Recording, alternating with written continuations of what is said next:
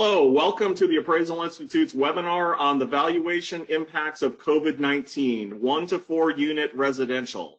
My name is Bill Garber, Director of Government and External Relations of the Appraisal Institute. Jeff Sherman, MAI, AIGRS, 2020 President of the Appraisal Institute, and I will moderate our session. Today, we will delve into the impacts of COVID-19 on residential property. We have assembled a stellar lineup of designated members of the Appraisal Institute who will help us dissect valuation impacts and considerations for investors, developers, financiers, and other stakeholders of the property markets. We're focusing our discussion on the top 10 metropolitan statistical areas and a couple of residential specialty practice areas and issues. Joining us today are Dominic Neglia, SRA, Neglia Appraisals, covering New York. Charles Baker, SRA, AIRRS, covering Los Angeles. Chip Wagner, SRA, with AL Wagner Appraisal Group in Chicago. Alan Gardner, MAI, SRA, with Gardner Ray in Dallas. Mark Barrett, SRA, with Acuity Valuation in Houston. Ayako Marsh Miranda, SRA, with A&B Real Estate Group in Washington, D.C. Wendy Friedman, SRA, with Target Appraisal Group in Miami. John Simonera, SRA, with John Simonera and Company in Philadelphia. Dan Fries, SRA, with Daniel Fries and Associates in Atlanta. Mercedes Culkins, SRA, covering Boston. Warren Boisot, SRA, with BLG Appraisal Group, who's covering appraisal flexibility programs. Byron Miller, SRA, AIRRS, with BM Appraisals, covering relocation appraisal. And Michael Tankersley, MAI, SRA, AIGRS, and AIRRS, covering rural appraisal. Our session will run 120 minutes with time for questions at the end. You can submit questions at any time within the questions tab itself. Please consult the helpline if you have any questions. Several documents, including contact information for our speakers, is available in the Documents tab of the GoToMeeting. Now I would like to hand the baton to Appraisal Institute's 2020 President, Jeff Sherman, MAI, AIGRS. Hey, thank you so much, Bill. I'd like to welcome everybody here to this 2-hour webinar. I hope you find some really meaningful value to this. There will be a lot of good statistical information provided. And I think at the end, try not to get off early if you can help yourself, because there's some really good hints, some new things happening that I think will be of interest to you. But I'd like to kind of go back for just a minute and quote Stephanie Coleman, if I could. And you all know that she's our Director of Screening and monitors our helpline, which is a tremendous member benefit. So if you get stuck on an appraisal issue, please feel free, because you've paid for the service, if you're an AI member, to call Stephanie. So the appraisal report should address the uncertainty in the market caused by the COVID crisis, but not as a limiting condition, extraordinary assumption, or disclaimer, but rather as part of the discussion of market conditions. So you need to highlight key points in your appraisal report. If you have a letter of transmittal, do it there or in one of your appropriate addenda items. And every time mortgage interest rates are changed, the market can also change. So we know that comments on market reactions are standard procedure for all work that we're doing in valuation. Next slide, please. Surveys of market participants are definitely desirable in the absence of statistical or empirical evidence, but be careful about using anecdotal evidence as though it's scientific. And we're seeing this when they talk about issues with the COVID virus itself, and one or two observations don't create evidence, so be careful. MLS systems have preset reports that can be incorporated into reports. Some government agencies also track supply and demand issues, but they're not always up to date. And remember that it is our responsibility to form an educated opinion of the impact, if any, on your subject property's market value from current conditions. And to that end, if you make a zero adjustment, it definitely is an adjustment. It says that there is no impact. So be careful about your process. Next slide, please. And for reference, please note that we have guide notes 10, 11, and 12 that are available to you. And they provide some clues about how to look at difficult market conditions. And I think items that, as a refresher, will be a benefit to you. Next slide, please. And I think we go back to Bill. Yes, thank you, President Sherman. And we're going to delve right into the market reaction and analysis. Starting first in New York, Dominic Neglia. Dom, thank you for joining us. The floor is yours. Thank you for having me, Bill. And I would like to welcome everyone to this webinar. It should be very informative and useful for everyone. I'll just jump right in. So there's really insufficient data for a determination of short or long-term effects on the market in New York City. So far, statistics are available only for April and part of May. It's been my experience that trends or changes in market conditions should be measured over at least 3 to 6 months in order to be quantifiable and reliability. So there are no comprehensive statistics to measure how residential values in all 5 boroughs of New York City are being affected by the current crisis. So I examined anecdotal market responses. In Manhattan, the most expensive borough, in April 2020, new home listings hit a record low of 717 units for an 85% decline compared to April of 2019. New Yorkers who really needed to sell cut prices significantly in April and May of this year. By the second week of April, new apartment listings in Manhattan were down 89% compared to the same period in 2019, and signed contracts were down 77% in April of 2020.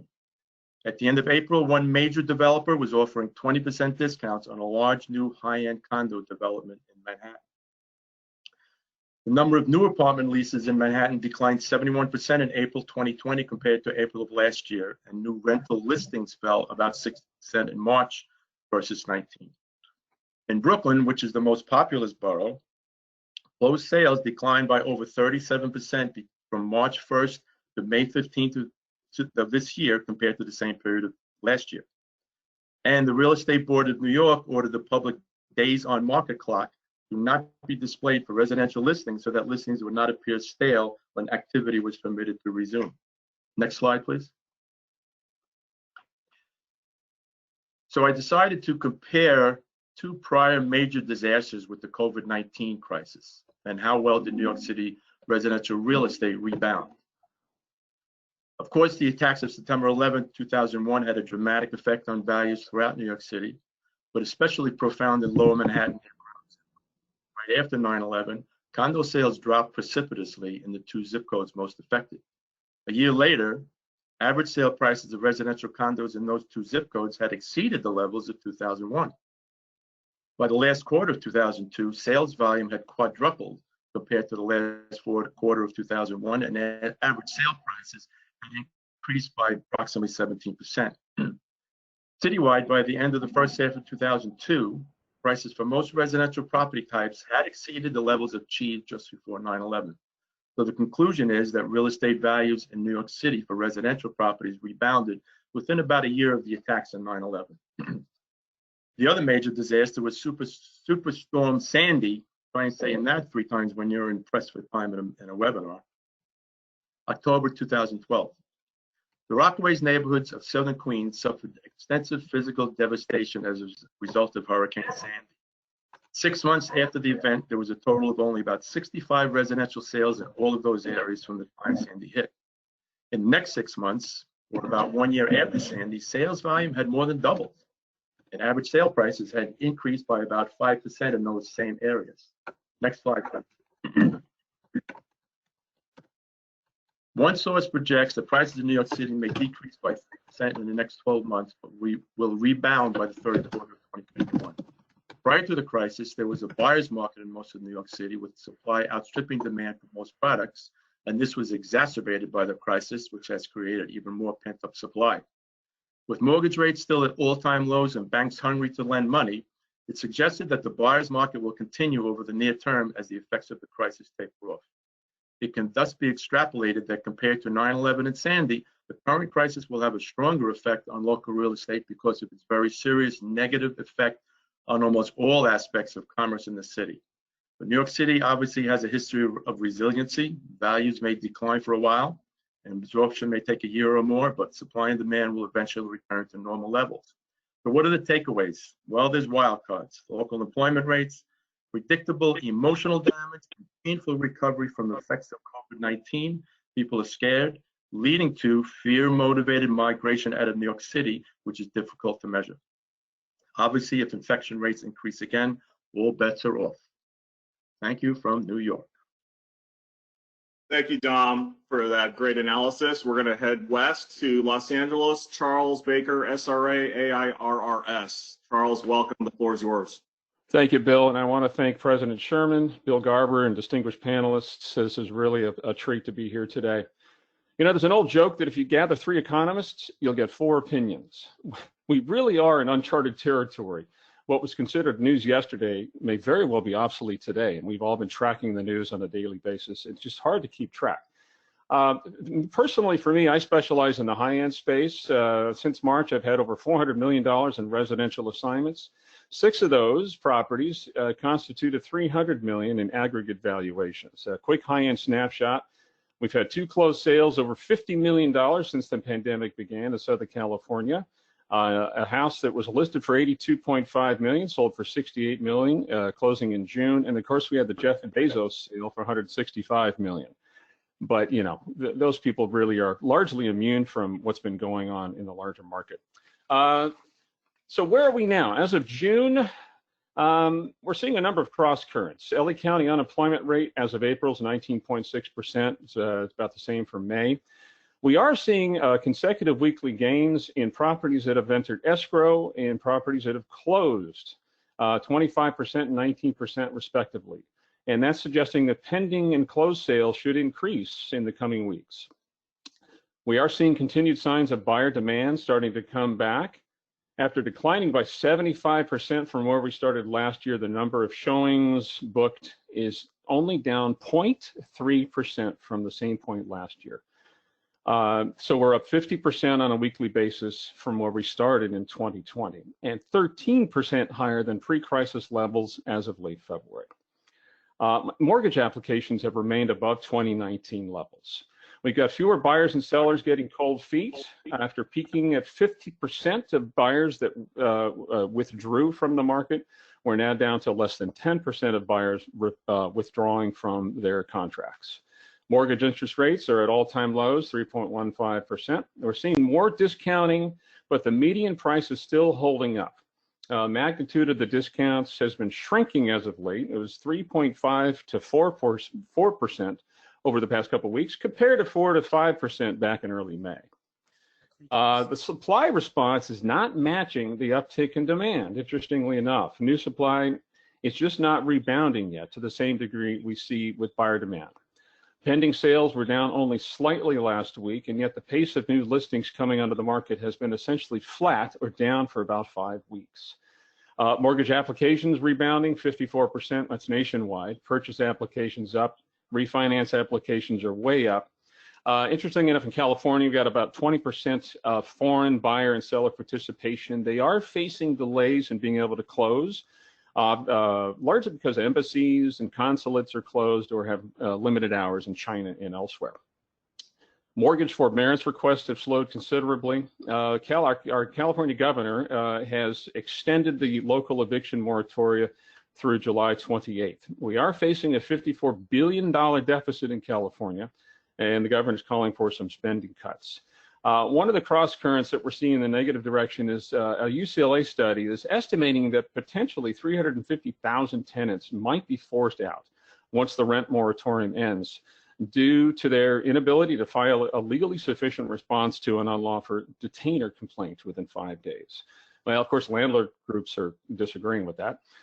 We also have a study from the California Affordable Housing Providers, and they are claiming that we might be facing a potential $1.7 billion loss over the next year, which constitutes 79% of California's existing affordable subsidized housing.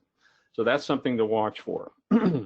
And just anecdotally, I've talked to a couple of rehabbers lately, and they're kind of pausing their acquisitions for now. And they're going to look again at the market in 8 to 10 months to see that they believe that there's going to be an uptick in distressed sales. Briefly moving on to the next slide, California legislative update. Of course, we had the CARES Act passed by Congress March 27th, which placed a temporary moratorium on eviction filings for residential properties backed by federally backed mortgages or those that participate in affordable housing programs like Section 8. Now, there is a proposal by Assemblywoman Monique Limon that would expand the ban to private mortgages. April 6, California Judicial Council adopted an emergency rule that bans nearly all evictions in California. Governor Newsom extended the eviction moratorium through July 28th. Now, rents are not waived, but deferred. There is a proposal being floated in Sacramento that would grant qualifying renters 10 years to repay missed payments directly to the state. So we got relief for borrowers, relief for tenants, and low interest rates, 3 legs to the stool. So right now that stool is pretty level, but those same relief programs are kicking the can down the road. And finally, I'm going to skip to the last slide. If you want to look at those trends, we're still pretty healthy here in Los Angeles. And I want to thank you very much and hand this back to Bill. Thank you. Off to Chicago we go. Chip Wagner, SRA with Wagner Appraisal Group. Chip, what are you seeing in Chicago? The floor is yours. Thank you. Good afternoon. COVID-19 obviously became a global pandemic on March 11th. And by March 21st, Illinois mandated stay-at-home order as well as closing all non-essential services. In the days that followed, I began carefully watching the real estate market, reflecting on my experience after the start of the Gulf War, 9/11, the financial crisis in 2008, trying to see how these events impacted real estate throughout my career. Immediately, we started to predict doom and gloom as the stock market plummeted. I heard stories about those living in higher density housing desperately trying to get out of their apartments and condominiums, hoping to get into larger properties. They couldn't deal with living on upper floors and waiting for an elevator that was empty or safe to enter. Furthermore, would anybody even leave their homes to buy real estate? The ShowingTime.com website shows a rolling weekly average of residential real estate appointments throughout the country, and within 2 weeks, Illinois fell nearly 60%. Then the unemployment numbers started coming out, and we had a real problem brewing. Many people were now working out of their homes, still employed, while others were furloughed or even lost their jobs. As we followed these moments in our history almost daily, I began to think a real estate recession might not affect the middle to upper price housing, but it might impact the modest price housing market where people were losing their jobs. We were hearing words like mortgage forbearance to prevent homes slipping into foreclosure. The Fed was pumping stimulus dollars in the markets, and it was said we were entering a recession. Next slide. 12 weeks have passed since Illinois locked down on March 21st, and as usual, hindsight's always 20/20. I couldn't predict much of what I'm seeing today. First of all, the higher density housing market is stronger than we would have anticipated. The homes closing today are homes that went under contract during the pandemic. The surprises are not measurably lower. Prices so far have stayed pretty solid and selling at or slightly above 2019 prices in most areas. There is still time where prices could drop, but as we seem to have seen the economy begin to stabilize, real estate is still somewhat strong. 2 big reasons are interest rates and the undersupplied market. The fact of the matter is low interest rates combined with the inventory shortage have staved off price declines up to now. There's definitely a lack of inventory in many communities, price brackets, and housing types.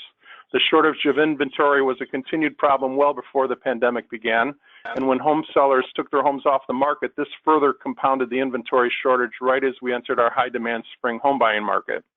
New construction somewhat halted in many areas. There's 2 high-rise condominium buildings under construction in Chicago that halted, one in the South Loop and one in River North. The developers have said that they will continue construction soon. In fact, I believe they already have. Construction workers working outside were faring better than those finishing interiors.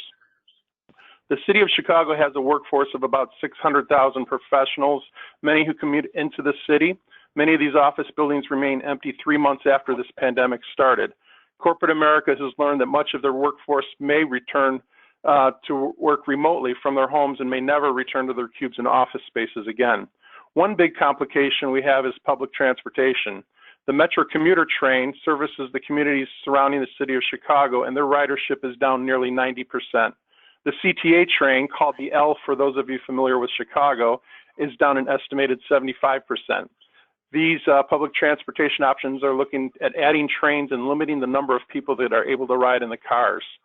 All of this has prompted discussions of rethinking corporate office space. Their employees are ending their leases and selling their homes and condos, and they're considering moving to farms, beaches, and the mountains. Another interesting trend is there's been a tendency to build smaller homes over the past 2 decades. There is a generation of buyers who had not wanted larger living spaces.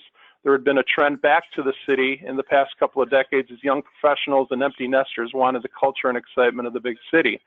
We are now seeing an emerging trend of buyers looking to escape city life now and moving back into suburbia and beyond for more space and more square footage. This is good news for those with larger homes in the suburbs.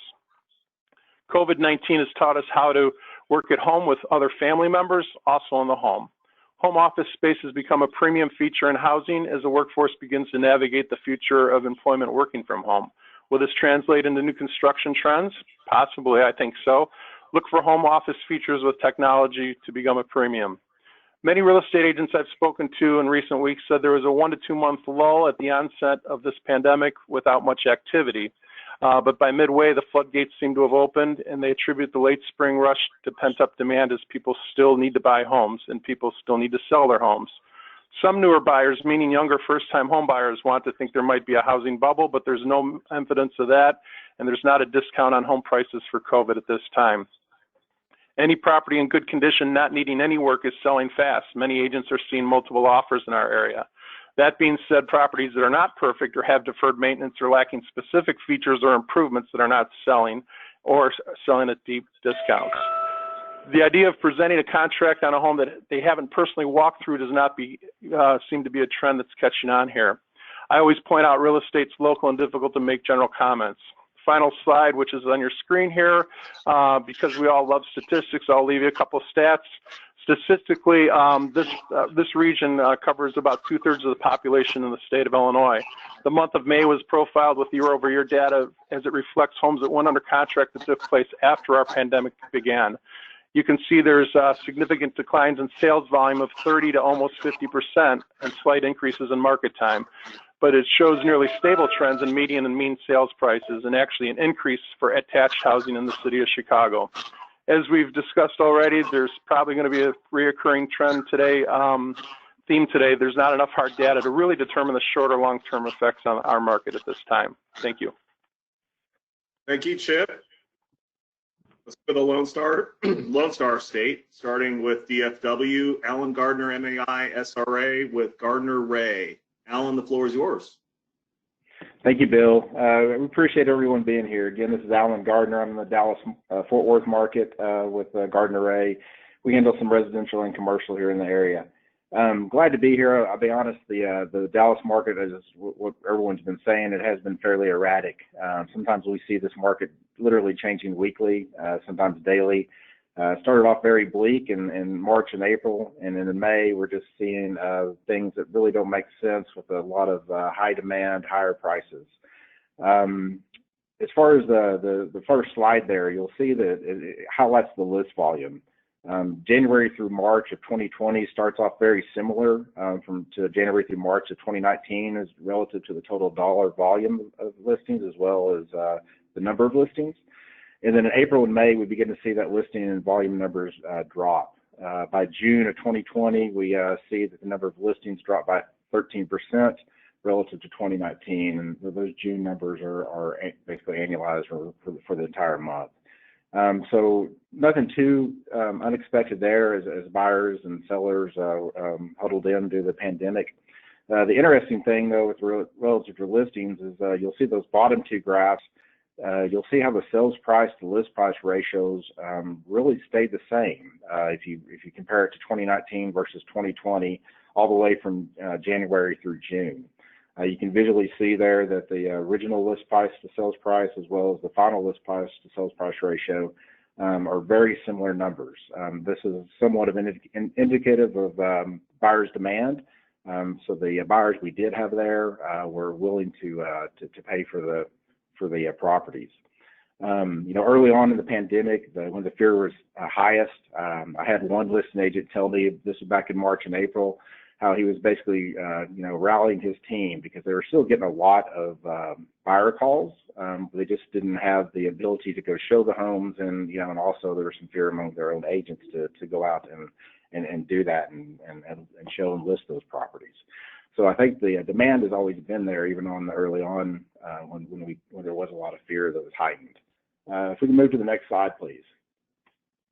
The next slide here, we talk a little bit about the sales in the Dallas-Fort Worth market. So while the market sales and volume and median averages, how they reacted. So while the listing numbers and volumes were similar, we see that January 2020 sales were 19% higher relative to January 2019. So 2020 was starting off to be a pretty big year. However, you'll see there how the sales drastically decreased as of May relative to 2019, down 30% as far as the numbers go.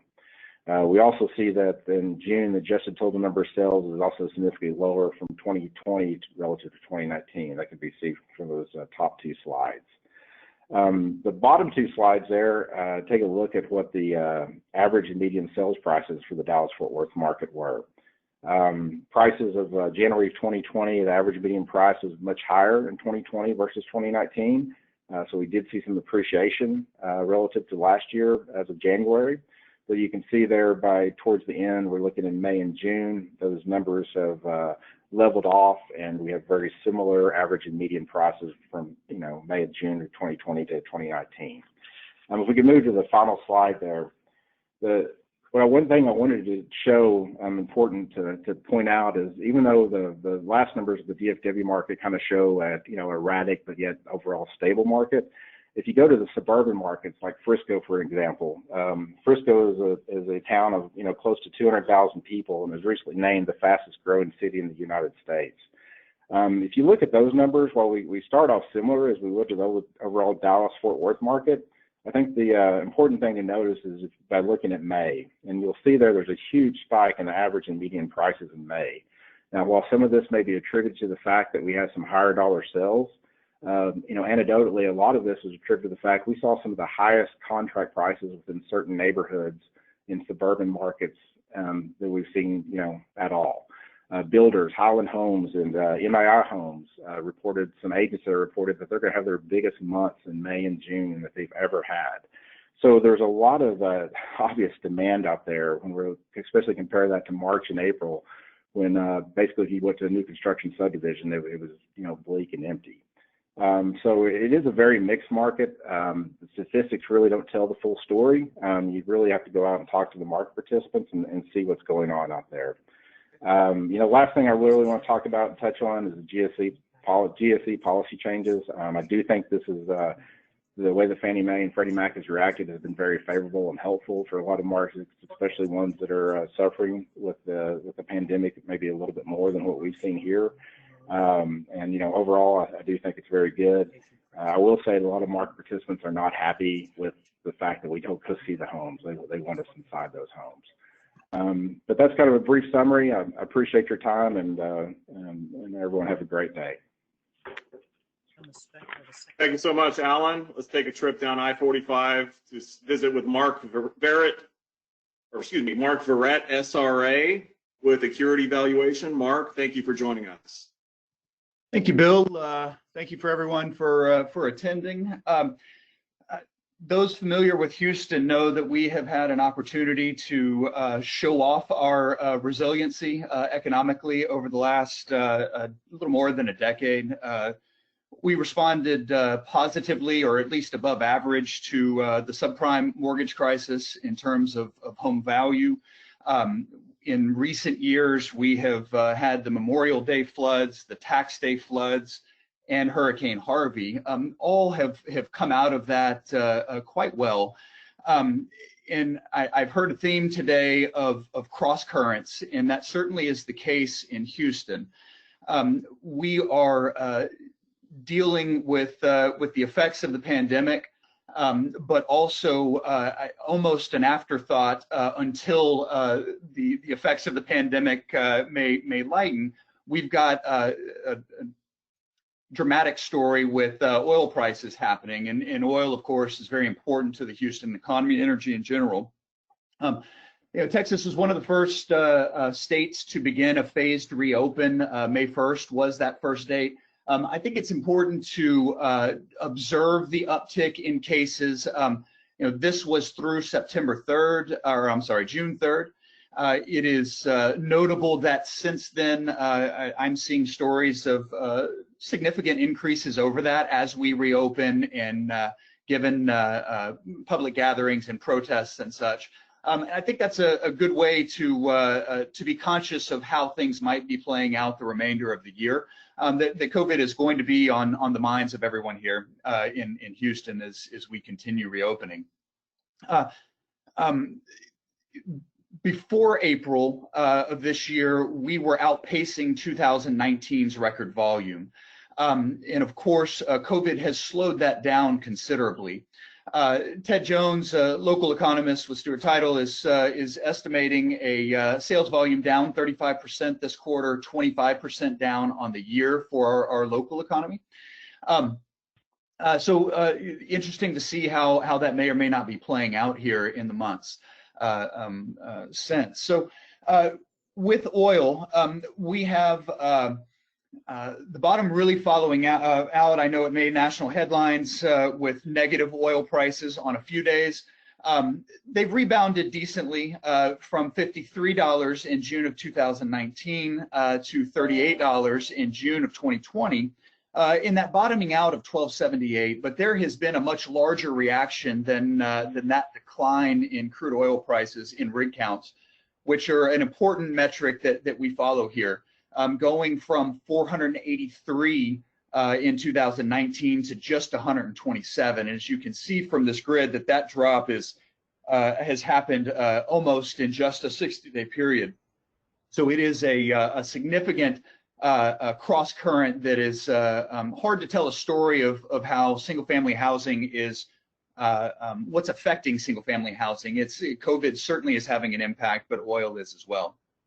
As we head to the next slide, we can look at April sales results. Generally, single-family housing volume is down just under 20%.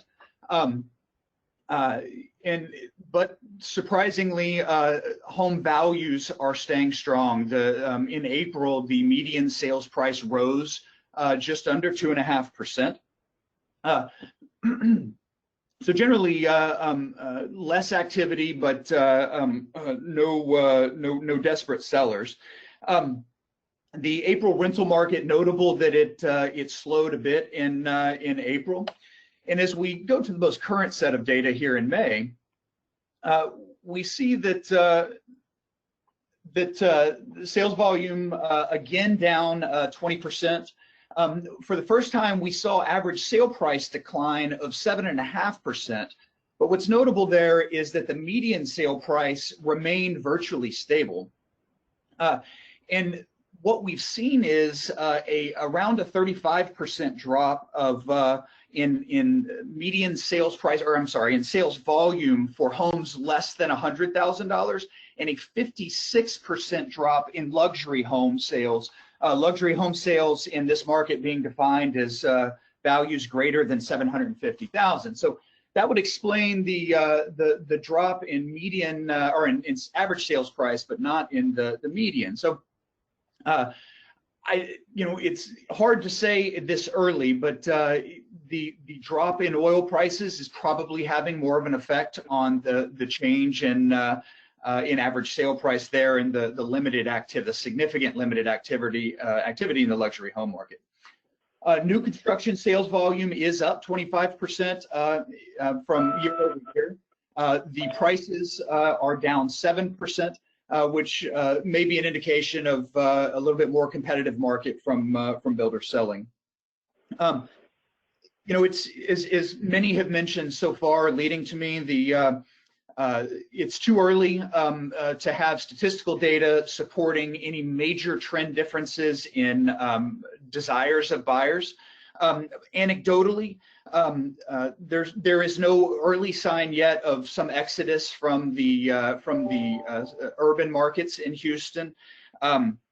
We do see those that are already in the market are now considering not a short commute, but are considering a live home, live work, play in one setting, suburban type opportunity. So we do see a lot of active buyers shifting where they might want to be. That will conclude what I have. Thank you. Thank you, Mark. Appreciate it. Let's head up to my neck of the woods in DC. Ayako Marsh Miranda, SRA, with A&B Real Estate Group. Miranda. Ms. Miranda, the floor is yours. Thank you. Okay, thank you, Bill, and welcome to all of the webinar participants. Today, I will be discussing the Washington, D.C. market, which prior to COVID-19 was on track to be the strongest spring selling market in years. In April, during COVID-19, properties sold decreased by 25% and listings decreased by 27%. By May, both started returning to pre-COVID-19 levels. Agents are seeing a reduction in listings, with many being postponed into the future. However, properties that are selling with shorter days on market and typically at or above list price. In the DC market, appraisers are seeing an increase in assignments due to record low interest rates, high buyer demand, and limited supply. There are several factors. Next slide, please. There are several factors that are unique to the District of Columbia, and I would like to take a few moments to discuss how these factors, coupled with COVID-19, impact our market. 2020 is an election year, which typically results in a very active residential market that extends into the following year. The federal government is our largest employer, which contributes to a median income of over $85,000 and home ownership rate of 42%. Home to 19 colleges and universities. There is also a large number of second home purchases for student lodging, and there is also a large influx of investors purchasing properties for condo conversions and 2 to 4 family development. We also have an increase in owner-occupied short-term rentals like Airbnb, which rent for about 60% above traditional long-term rentals. Next slide, please.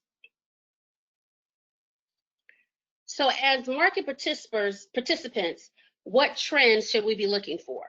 Are homeowners reclaiming their basement apartments for home offices? Will this also decrease the number of long-term and short-term rentals on our market? Are middle income earners moving outside of DC since they may have less dependency on public transportation due to permanent teleworking? Analysts predict that 20% of college students will not return in the fall. Will this have an impact on our rental market and demand for second home purchases? Will short-term rentals decline as transients and tourists move back to traditional hotel lodging because they're just afraid of COVID-19?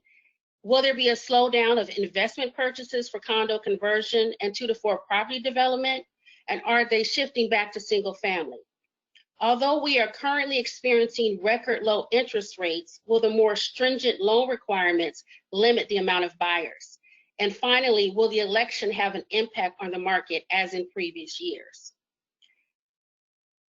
First of all, we also should be looking, so when we look at the future of residential appraisal in the DC, we also should be looking at, is this pandemic going to have an impact, and what are we going to be seeing in the market? There needs to, I think one of the first things we need to state in our appraisal assignments that we are in the midst of a pandemic, and we may not have the data yet on how it impacts it, but if we do, we need to state that in our reports. But in our market, appraisers are already seeing a resurgence of requests for appraisal updates, similar to after the 2008 financial crisis. Interest rates are at a record low of below 2.94%, which should continue to drive demand for appraisal assignments. We may see a decline in requests for condos and mid-range properties as the wealth gap increases, lack of job security, and tightening of loan requirements. Beginning in spring 2021, we should start to see the COVID-19 new normal, outcome of election, federal government teleworking guidelines, and updated buyers' preferences. In closing, the DC market appears to be somewhat insulated, and any impact of COVID-19 is expected to be short-lived. Thank you so much, Ayako. Thank you. Let's go ahead and go to Miami. Friedman, SRA Target Appraisal Group. Wendy, welcome. The floor is yours. Hi, my name is Wendy Friedman. Good afternoon. I thought it was first necessary to look at the quantitative data from pre-pandemic and then post-pandemic. So pre-pandemic is between January 1st and March 15th. This was before the city was closed and locked down, and then pandemic was from March 15th to June 1st. Of course, the quantitative data does not tell the whole story, but we see that I broke it down into between condominiums and single family homes into three different range of values.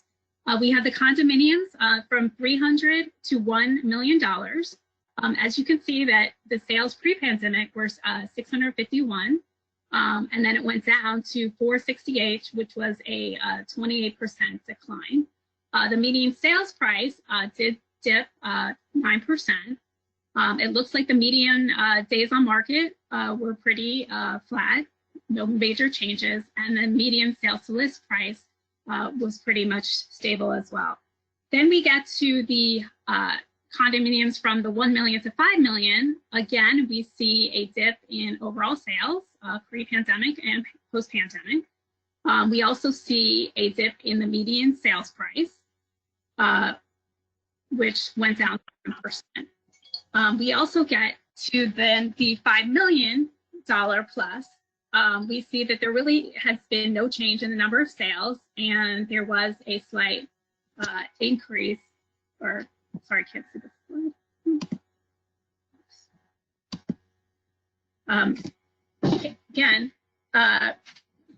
So before the pandemic, we did have a oversupply of condominiums for sale, especially in the high-end range. So this really doesn't necessarily show that reflect. It doesn't really make sense that we think that especially the high end, that we wouldn't see those changes. But again, because the median times are much longer for higher end condominiums, then they would not be reflected in our current. We wouldn't see the sales prices in such a short amount of time. Okay, and next slide, please. If you look at slide number 1. Okay, we have the single family home quantitative data, and the 300 to 1 million. And again, we see a slight uptick. There were more homes, single family homes in that price range. Once we get to a little higher price, the 1 million to 5 million, we see a decrease of 9%. And then the median sales price, we also see a dip of 5%. Once we get to the high-end homes, we see a slight uptick in the number of sales, and we also see a slight uptick in the median sales price. Okay, next slide, please. Analysis indicates so summary of this data is the high-end luxury market for both condominium and single-family homes shows stable with slight upticks. However, due to much longer marketing times, it's not possible to gauge the true effects. The middle market has 5 to 7% declines in both condominiums and single-family homes. The lower condo market has seen most declines, 9%, and the single-family market has been stable. Some of the supply issues that we've seen from COVID that have been important in this market is that there was a moratorium on open houses. Also, condominium buildings have prevented access for non-residents. That includes realtors, appraisers, home inspectors. So that definitely has been affecting the sales process. We also hear from realtors that buyers are taking their properties off market and waiting until the crisis passes, and also issues with the construction supply chain. Some of the factors that are really important in demands for Miami real estate, of course, there are buyers that want to move out of the crowded condominium buildings. They're looking for family homes. Buyers wanting to move from cities like New York to lower density Miami-Dade County. And then we also have many international buyers, which during other times have sort of picked up the slack. And when our economy was down, then their economy might be also good, but now they're suffering the same COVID crisis. Then, we're not getting the same kind of buyers that we would normally depend on. So that's it. Thank you, Wendy. Let's go ahead and go to Philadelphia. John Simonera, SRA, with John Simonera and Company. John, welcome. Good afternoon. The floor is yours. Thank you. Good afternoon, everybody. And thank you to Deborah, Jeff, Bill, Ray, and all the rest of you participants. A little bit in the way of background. I've been practicing real estate appraising in the Philadelphia market for 35 years or so. I'm going to identify the subject. The Philadelphia metropolitan market contains 11 counties, 5 in Pennsylvania, 5 in New Jersey, and 1 in the little but mighty state of Delaware. That's Newcastle County. Today's data source for this COVID impact on residential real estate has been gathered from Bright MLS and contains parts of a report they prepared back in May of this past year. Each of the 3 slides contain graphs, one containing a year-over-year view and another containing a longer 10-year perspective on the market statistics. The numbers will tell the story.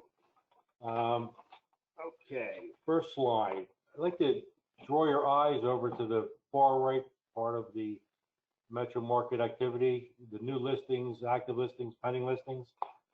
Some things that jumped out at me was the new listings.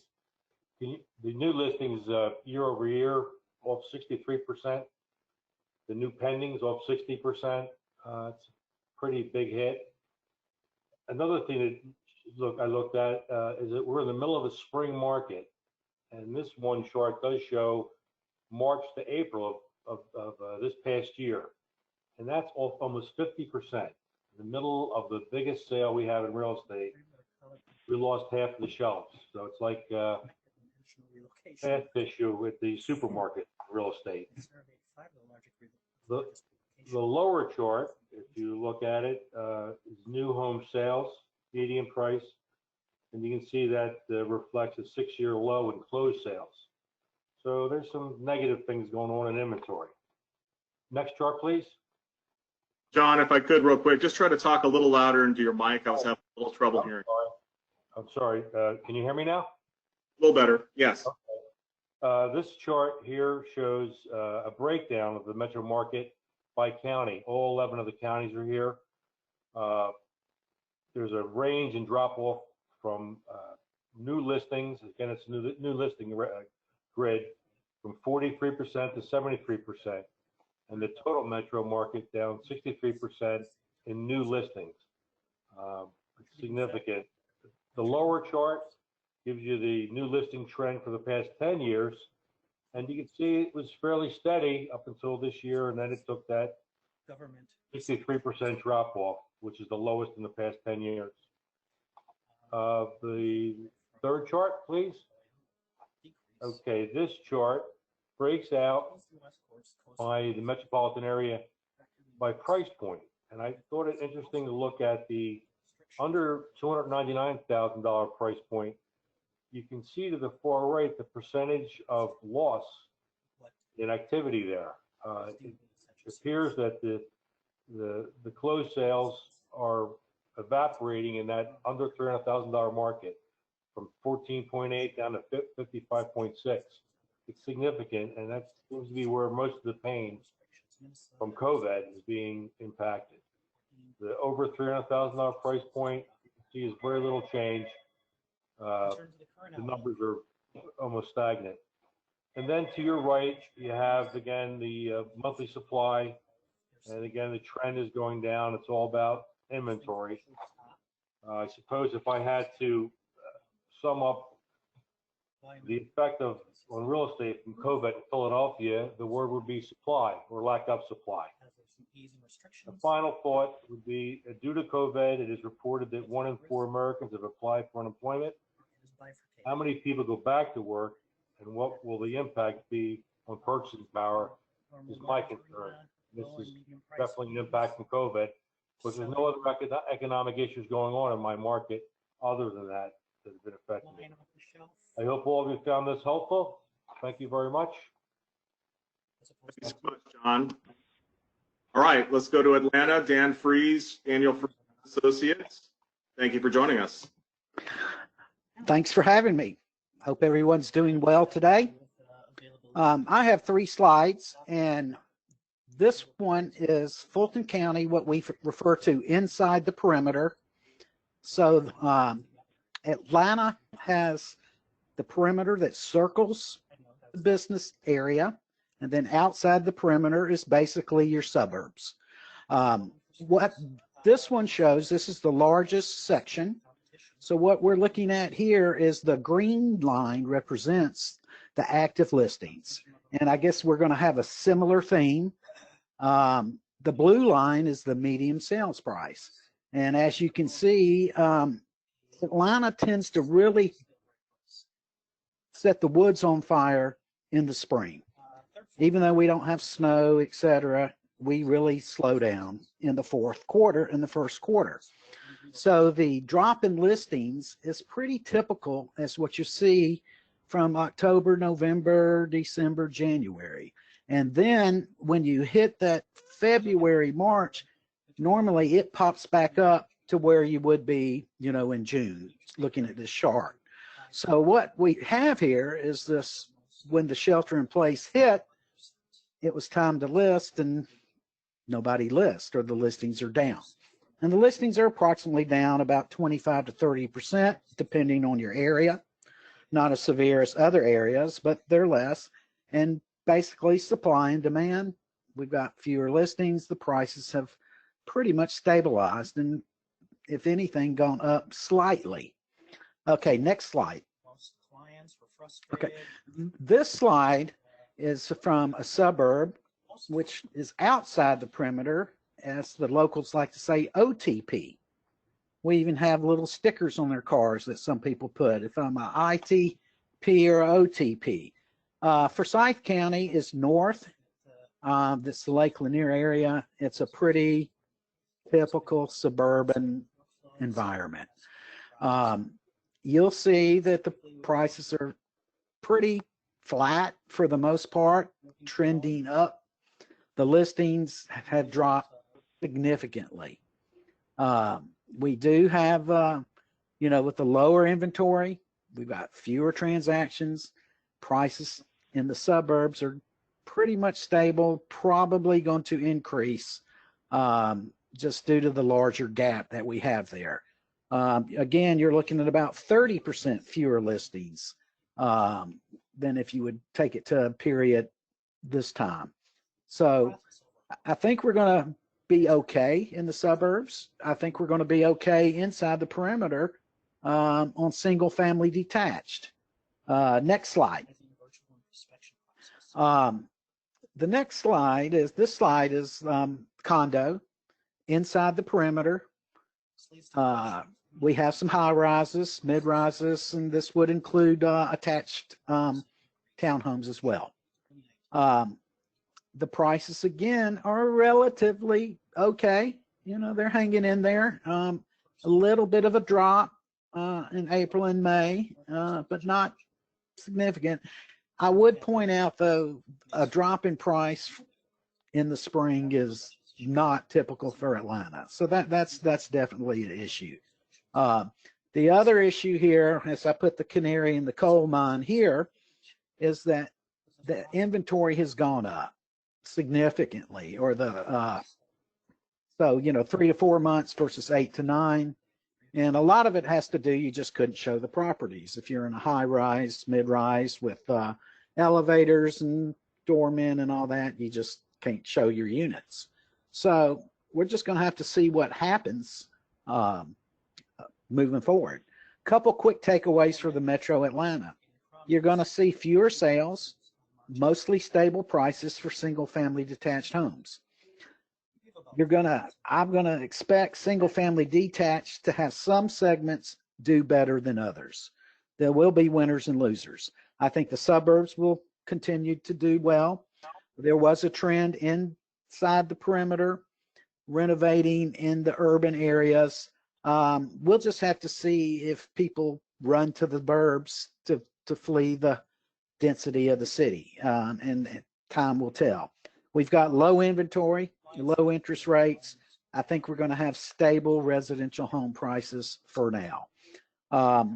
Condominiums potentially could be less appealing.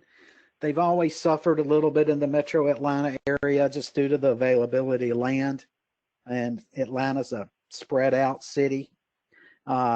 We have higher inventory levels due to the fact you couldn't show them. It's probably going to take a few months to have this shake out, and just see if the market wants to avoid the higher density for suburban housing.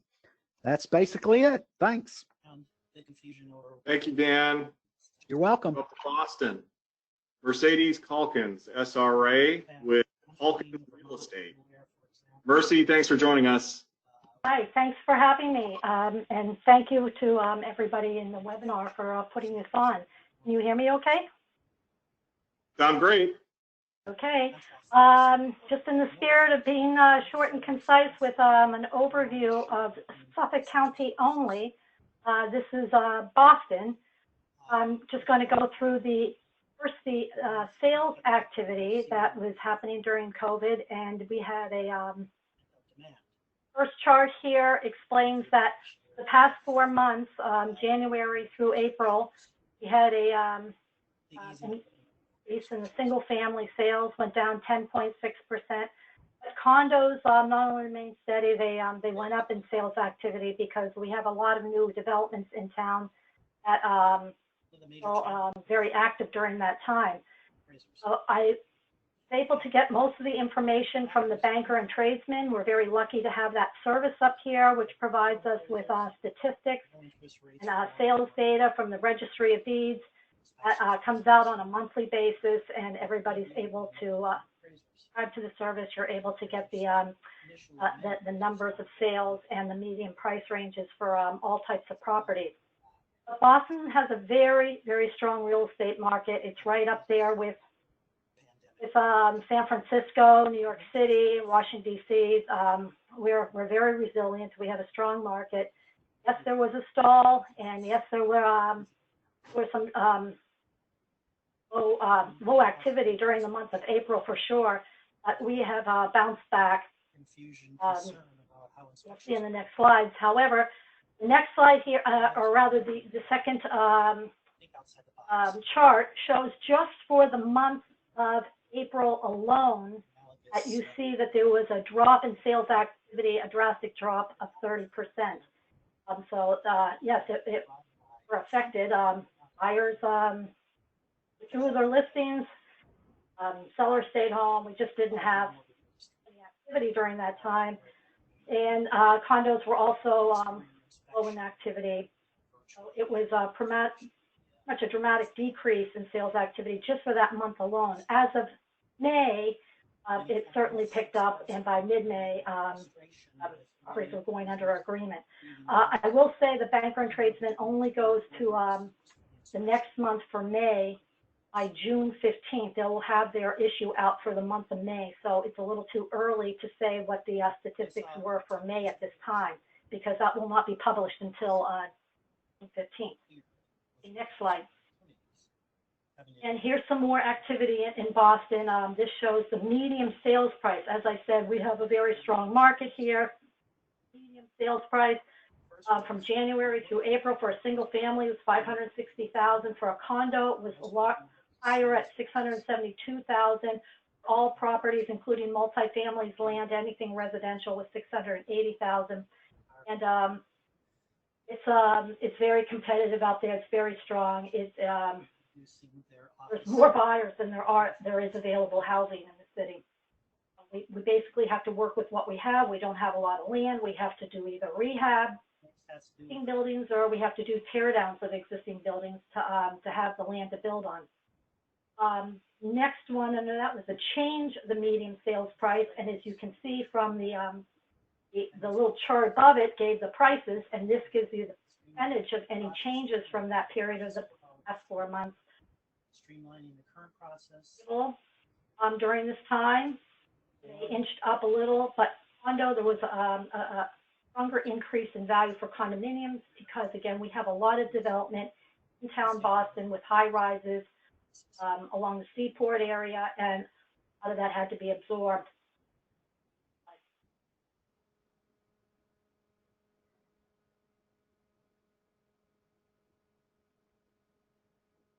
The next slide.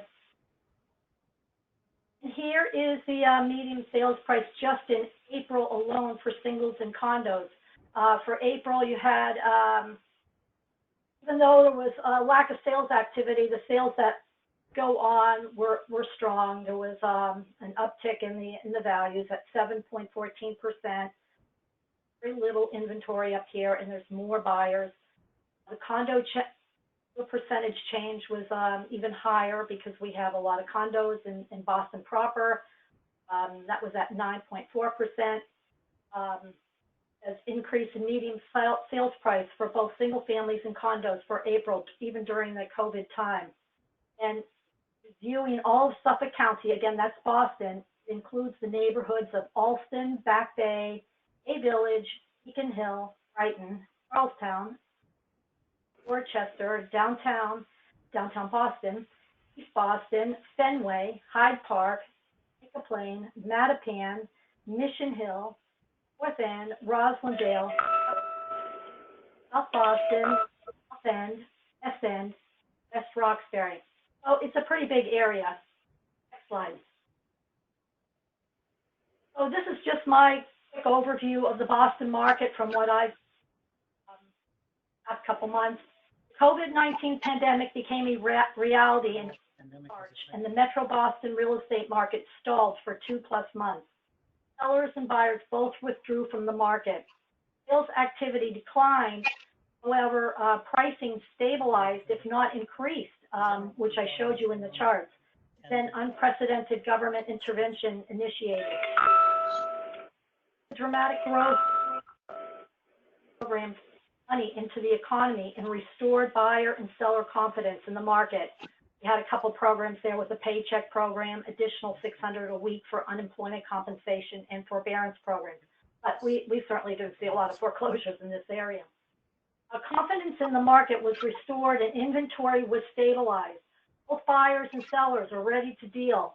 Currently, there's a pent-up demand leading to a minimum supply, very low supply, and rapid sales activity as of June 2020. We're experiencing increasing values or rising sales prices. With respect to the residential rental market, demand has stabilized somewhat, and in some areas it has softened. There are some decreases in the rental rates because we have for students that haven't returned, and maybe in the fall, the graduate students will be taking their courses online, or international students won't be here, so there's a little softening in the rental market. Rental units are on the market a little longer, and there was a slight uptick in overall. So that's just a quick overview of the Suffolk County area, which is Boston. And thank you for having me. Thank you so much, Mercy. To all of our panelists, just make sure that you muted yourself if you're not talking. We are hearing a faint voice or some kind of programming in the background. Thank you. Let's go ahead and move on from our MSA discussions.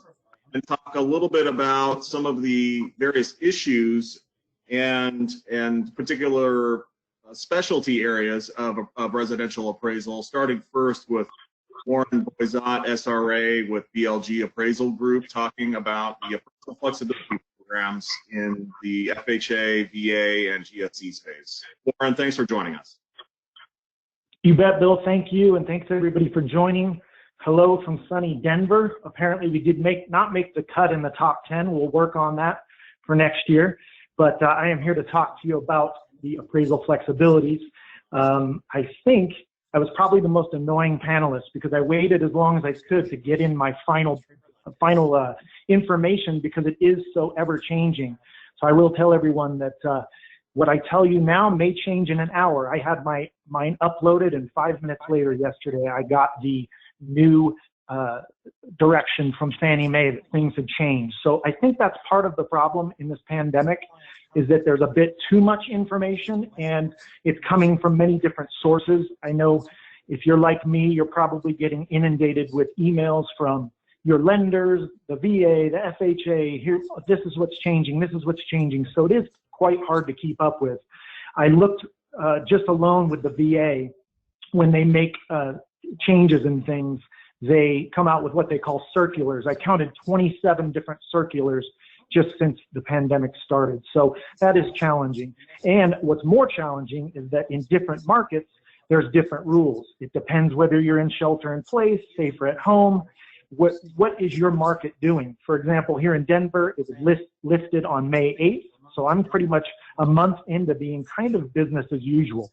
But that's not the case in somewhere like LA or Alaska, where it's totally clear. So the problem too, some lenders and banks, your clients, are simply not accepting an exterior only appraisal.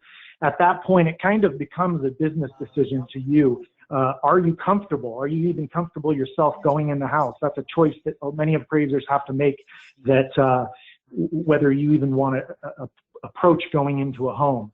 If you do choose to go in the home, these are things that many of us have heard many times over, but worth repeating. If any of the points of contact, the homeowner, the tenant, the realtor that's meeting you are displaying any symptoms, do not proceed with the inspection.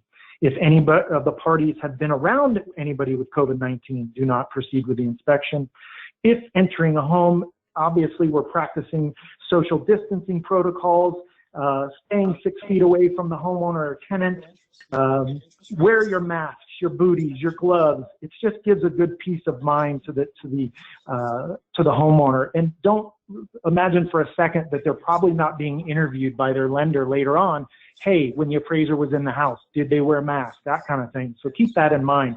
Anecdotally, I had one homeowner that I was supposed to go to a home where the tenant was there, and they said, no, you know, they're having a little bit of a fever. Are you okay with going in? Are you still okay with going in the house? I said, absolutely not. So again, it's up to your own comfort level. As far as I could tell from doing my research, everyone in the country, regardless of market, was considered essential, which is good for us. Next slide, please. Specifically with the VA, which is what I do primarily is VA work. As of March 27th, there was a circular that came out that basically stated, and this was kind of forefront in the industry. The VA kind of made the first move towards this, that any occupied home, no matter the purpose of the appraisal, whether it be refi, purchase, liquidation, our appraiser will not enter the home if they're in a shelter-in-place or mandated quarantine situation. Forget it. You're not going inside. That made some challenges, but vacant homes, we're still requiring an interior inspection in the purchase scenario. So you got a vacant house, brand new construction, you know, that's kind of a different situation. But bottom line, homeowner there, do not go in. The thing with VA that's a little different than others was the Fannie Mae 2055 form is allowed, 2075 for condos. Exterior only must be noted in the ever important map reference field at the top of page 1 with the following statement boldly added: per Department of Veterans Affairs, no interior inspection was provided due to COVID-19. Got to have that on every report in bold, easy to see. again, anecdotally, I had a situation where after we lifted our shelter in place in my market, of the handfuls of enhanced exterior appraisals that I did, the 2 lenders came back and said, we won't accept it. One important thing to know with VA work, the VA can request an interior inspection on one that was done during the COVID pandemic, but the lender cannot. Now, whether we turn that into a new assignment, that's a whole other thing. You guys are familiar with USPAP and how to adhere to it, but keep in mind that the lender cannot just require you to go back out just because they didn't like the exterior appraisal. Moving on to FHA, next slide, please. They came out, the mortgage letter on 2020-05 that basically allowed the desktop and exterior only inspections. That changed, and again, that's what came out yesterday too, is July 31st now, that has been extended. Difference between FHA and VA, they will not allow the 2055 form. We still must use the 1004 and 1073. And appraisals are to be completed as is unless your MPRs, minimum property requirements, any MPR related deficiencies are observed from the street or known to the appraiser for any reason. In the case where shelter in place has been listed, the FHA still recommends that prior to inspection, the appraiser instructs the homeowners to have areas around the crawl space, maybe a ladder be set up for the attic to make it where just contact is less on all fronts between you and the homeowner. And FHA also extended the foreclosure and an eviction moratorium, halting new foreclosure actions. They suspended most foreclosure actions in process and ceased evictions from FHA insured single family properties. Thanks, Bill. Thanks so much, Warren. You know, as I was looking at this slide, I think as we were doing the lead up to this, the FHA guidelines or the program change that was made was actually relevant to the Fannie Mae and Freddie Mac and July 31. And I think that's one issue that we just want to clarify, right? Yeah, I think you're right. And in that case, because that's what I was looking for too, just couldn't find for sure clarification. FHA in that case still has been extended to the June 30th of 2020 rather than July 31st. Again, that's for FHA. There you go. Yeah, thank you very much. And that was actually on my end for some of the confusion. So appreciate you clarifying that. Let's go ahead and move on to the next speaker and employee relocation, Byron Miller, SRA, AIRRS. Byron, what are you seeing in employee relocation programs right now? Thank you, Bill. Well, before I start talking about relocation, all right, I would like to talk about, before I start talking about national trends, I'd like to touch on my local market. In the Minneapolis-St. Paul, Minnesota, 7-county metro area, the COVID pandemic gained prominence on March 8th, 2020. As a result, we have about 3 months of data to look at the impact of the pandemic on the metro area.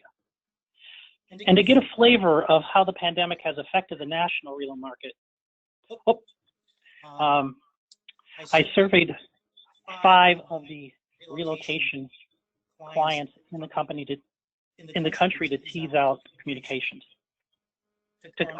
commonalities. So let's look at this active listings to begin with. This is in my metro area. If you look at this, these are active listings. And the active listings from year to year, from May 2019 up to May 2019 to 2020, the active listings were down 25.4%. If you could advance the slide for me, Bill, please.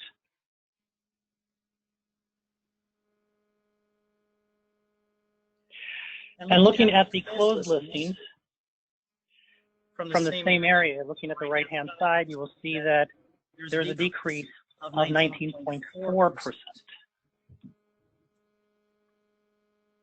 Now, if you could advance the next slide for me, please.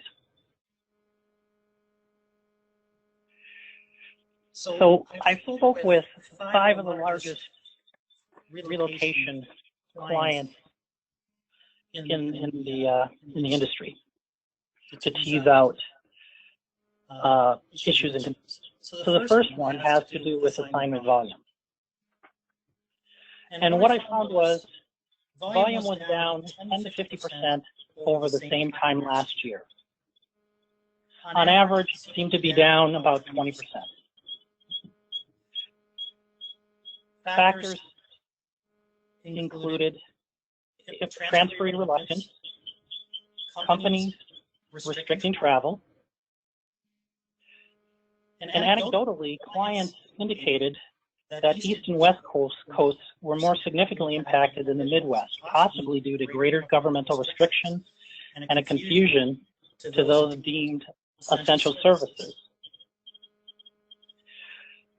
The outlook for volume going forward, they appear to be optimistic, and they talk much about being a busy rest of the year and having the normal spring season shifted to the summer with pent-up demand with the easing of the governmental restrictions. With regards to challenges, the major challenge had to do with appraiser availability and turn times. It's that age-old argument. Three factors emerged. One had to do with the pool of appraisers, low mortgage interest rates, and how to do inspections. The first one with the pool of appraisers. Many appraisers stopped appraising initially, and some are slow to come back. So there's a shortage of appraisers because, as we all are aware of, the COVID loved folks in the appraiser average age group. The second one has to do with low mortgage interest rates. The market for starter and mid-level homes is very brisk right now. And that has to do with low interest rates. So that is siphoning off. That's siphoning off the availability of appraisers to do mortgage work. To do relocation work. I apologize. I'm getting some ringing here, and it's distracting me. The third has to do with inspections and getting the inspections done.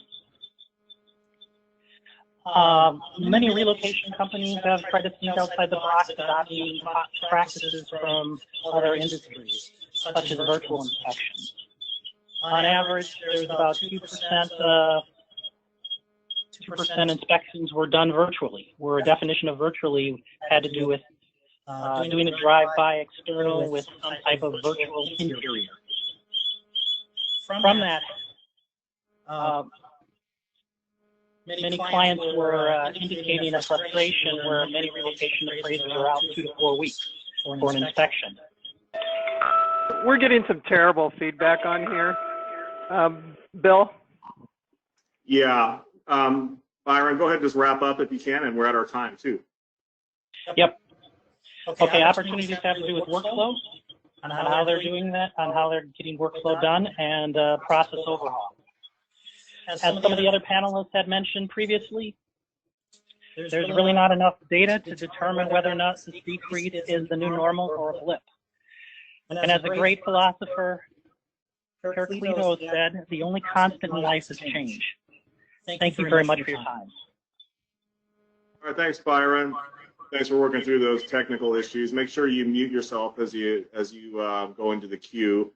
And onto our last speaker, and looking at some of the rural issues, Michael Tankersley, MAI, SRA, AI, GRS, AI, RRS with Tankersley Appraisal. Mike, thanks for joining us.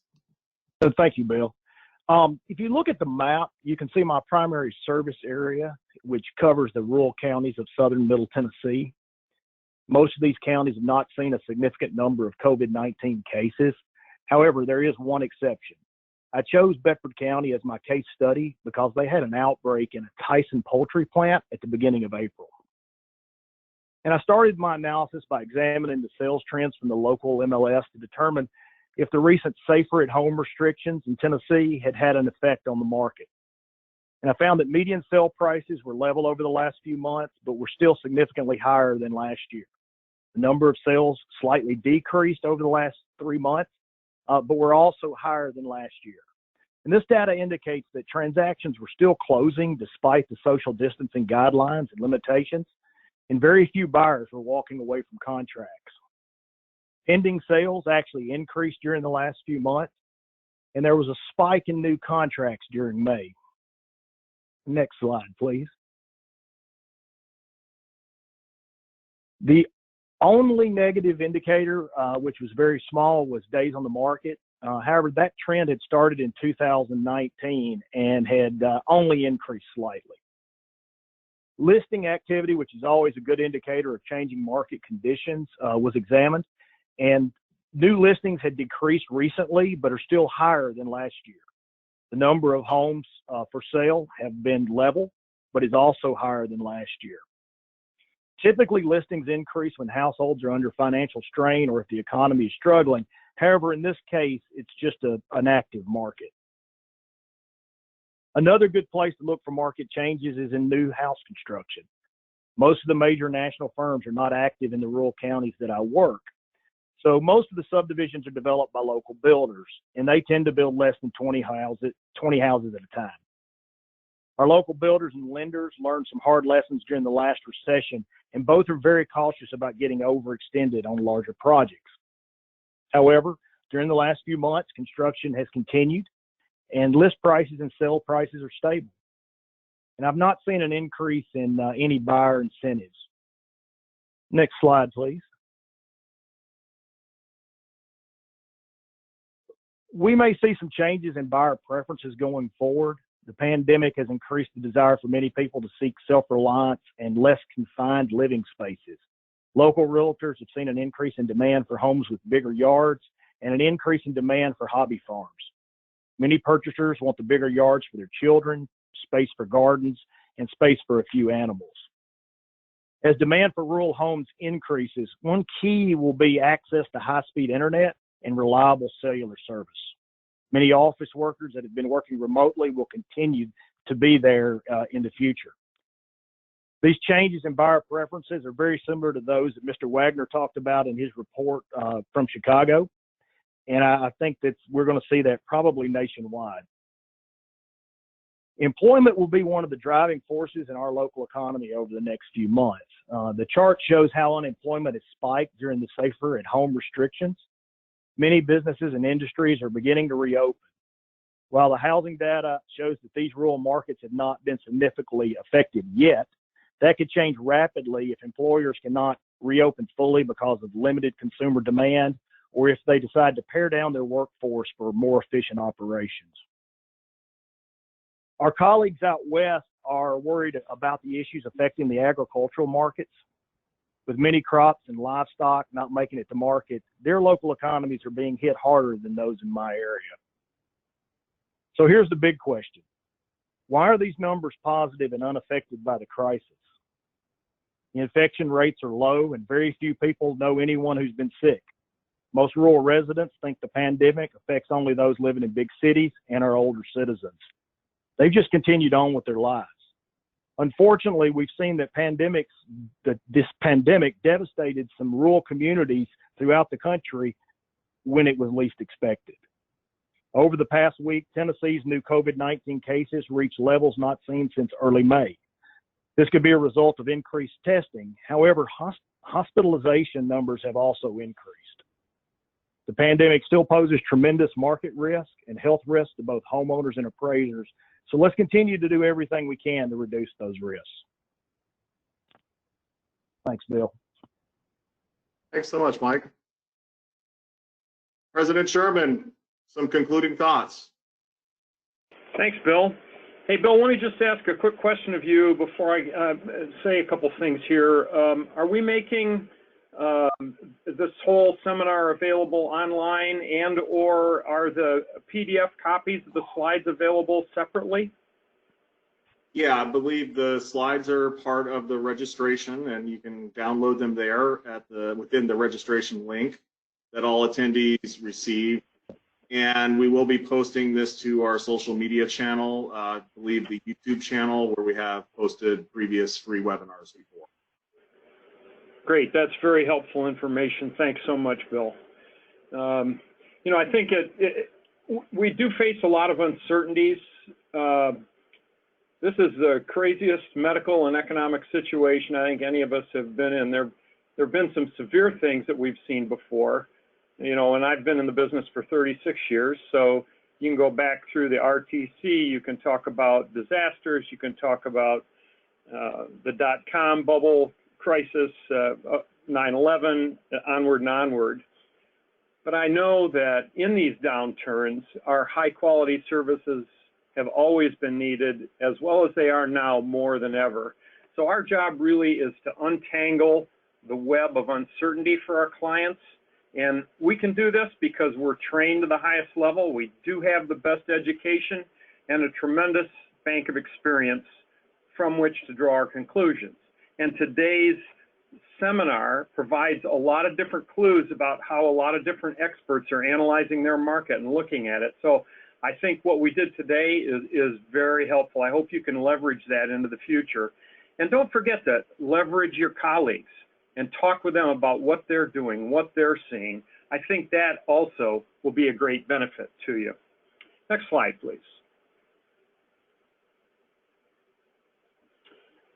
So making a little announcement here that we are going to have an October premiere of a brand new 7-hour seminar being written by Mark Ratterman. I know a lot of you know Mark from Indiana. Mark has done so many books for us, written so many books and so many seminars and classes, an outstanding expert. The focus of this is called, the title is Rapid Response Market Analysis.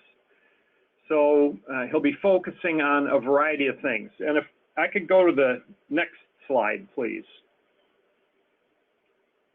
So there are 6 slides from here back. I'm not going to go through these bullet points.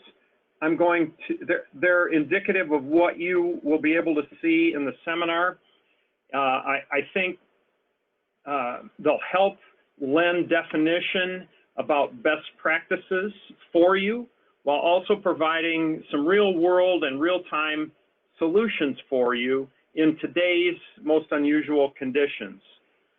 And if you can go to the last slide for me, we're kind of skipping a bunch of these. So I want you to make sure you read these because there's a lot of good stuff in here, but I think you can get it on your own. So if you'd skip down to the end, that would be great. Okay.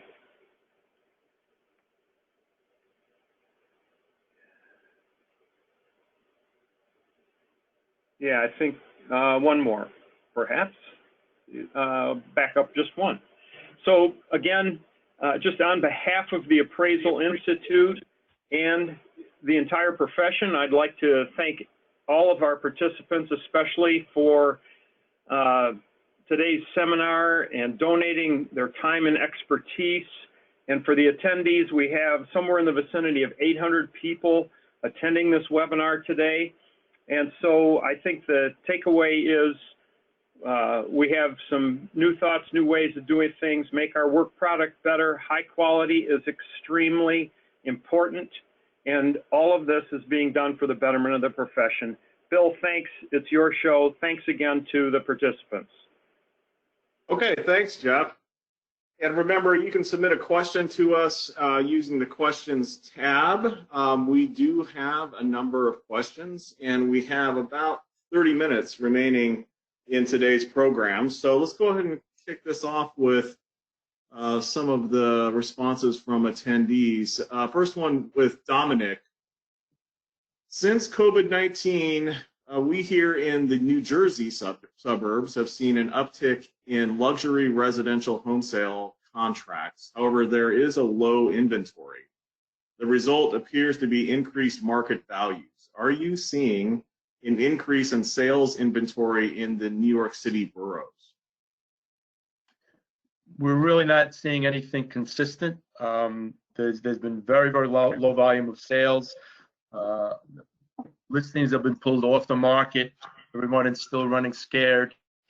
So don't forget, just like in Jersey, but obviously different than in places like Tennessee, everyone I talk to, literally everyone I talk to, either knows someone who had the virus or knows someone who died from the virus. So we're not seeing any uptick in especially in high-end sales at all. All right, thank you for that. And someone asked about the projected or potential bankruptcy in the city and whether that what kind of effect that might have. The city of New York bankrupt? That's what they indicate. Well, there's some discussion about, and I don't think it's alone. I don't think New York's alone. There's been discussion of municipal bankruptcies and what kind of effect. Well, obviously, if there's a bankruptcy, everything changes. But New York was on the very verge of bankruptcy back in the 70s, and with good leadership and stringent restrictions on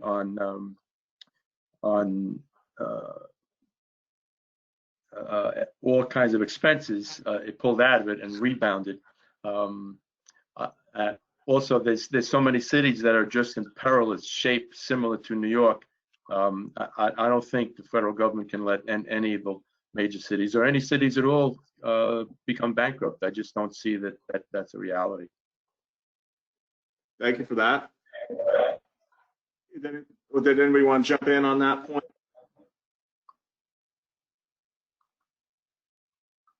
Okay, I do have a question for the whole panel. Given the resulting popularity of working from home, do you anticipate or are you seeing an increase in conversion of office space to residential spaces in your metro areas? Does anybody want to weigh in on that? Bill, it's Charles. I think this trend has been ongoing for some time as office space becomes obsolete, especially older properties are seeing those being renovated and repurposed to residential, mid-rise, high-rise, downtown Los Angeles in particular. But with COVID, we might see that trend come to a pause as people reevaluate living in dense inner-city urban environments. That's my take. Anyone else want to weigh in on that? Repeat that question again, please. So, given the resulting popularity of working from home, do you anticipate or are you seeing an increase in conversion of office space to residential spaces in your metro areas? Okay. In New York City, that's kind of been the trend for many years. I think it's just going to be ongoing, but don't forget, in New York City, I think it's very different than a lot of other areas in that people's living spaces are smaller, less square footage than in a lot of other areas of the country. So yes, it's efficient for employers to have their employees work from home at least a few days a week, and efficient for the employees, but there's physically a limited amount of space, and a lot of people, especially if they live in a small co-op or a small condo, it can be difficult. So I think just the trend in New York is just going to continue along that same route. I don't know that this will accelerate it necessarily, but I think it will accelerate having less people commute, and that's what we're hoping for. This is Chip Wagner speaking. I'm seeing kind of similar things as Dom is in New York. We're seeing a similar thing in Chicago. Several relocation directors working for large real estate firms here in Chicago have seen definitely an influx or an outflux from smaller spaces where multiple people working out of the same house, they need more space. So the smaller housing spaces we think are going to be tougher down the road, but specifically the commercial or office to residential, which what the question was, that again is a trend that we've seen over time here as well. I'm not sure if it's gonna change significantly as a result. I think there's more people looking for more space and moving out of the city right now. More space in their homes, Chip? Looking for homes with more space. Right, okay. So they can work comfortably. Exactly. Okay, any other thoughts on that conversion question? This is Byron. I thought I'd try the echo again, see if the echo's gone. Oh, it sounds so much better, Byron. Thank you. All right. I don't know what's happening before. I was muted the whole time. With regards locally, talking to clients, homeowners, family, friends, extended folks that I know, there is a big push for many, many people saying that their companies are not going to have them go back to work until the fall at the earliest, and that there's a lot of discussion about transitioning to a vast majority of folks that can work from home to continue to work from home. Thank you for that. We received. This is Mercedes. Boston, we're seeing it too as a large urban area here. The trend has been happening for years to do either half at home, half in the city. But it's a little too early to tell how the city, when it goes through phase 2 and phase 3, how they're going to open up the city, because it's still very, very quiet in Boston. And it'll be new normal might be working more days at your home office. So yes, I think there's going to be a need. Definitely a home office, whether that's a bedroom or you take a room in the third floor, but you're seeing a majority of the workers from downtown Boston working at home now. Thank you, Mercy. We received a question about the civil unrest in the market today and whether that may play a role in the market now or in the future. We'll go ahead and turn to Byron on that, since he's right in Minneapolis where this started. Byron, can you unpack that issue at all? What are you seeing in the local market? I can give you my opinion, which is just my observations on it, seeing that I am literally a mile and a half as the crows flies from where Mr. Floyd lost his life, and a mile and a half from where they burned my post office with my mail in it and destroyed my bank. You could see the flames off in the distance from my home. Well, with regards to, we have many issues in the Minneapolis-St. Paul area, and having to do with our livability and our current city council. We have a change in zoning, which has caused an uproar. Our city has been advocating for higher density. I think with the combination of COVID as well as the unrest that's been happening here, I think it's still too early to tell. We're data analysts, so we really don't have any data to support that. But when I'm driving around and I'm looking at the burned out buildings along a major business nodes and whatnot, I see a lot of people nervous. So I really wouldn't be surprised if I'm seeing a huge, later on, exodus from the city. Thank you for those observations. Anybody else want to weigh in on the question? Yes, this is Ayako from DC. I think that it may have an impact, and I think it's going to look exactly what we see, what the protesters, the age range that they are, that the younger are going to feel more comfortable living in and around the city, but maybe the older population is going to want to move out, so they're not coming in close contact with that civil unrest. Thank you, Ayako. Let's see, we have a question about real estate taxes. What are people's observations? Are property owners in markets or in all markets paying real estate taxes today? This is Chip Wagner in Chicago. I'll tackle that just a little bit. High real estate taxes definitely hurt property values. The state of Illinois is very heavily taxed, and if corporations continue to move their office spaces into homes, there's going to be fewer corporate America paying taxes into our system, which will continue to push property taxes up in our state.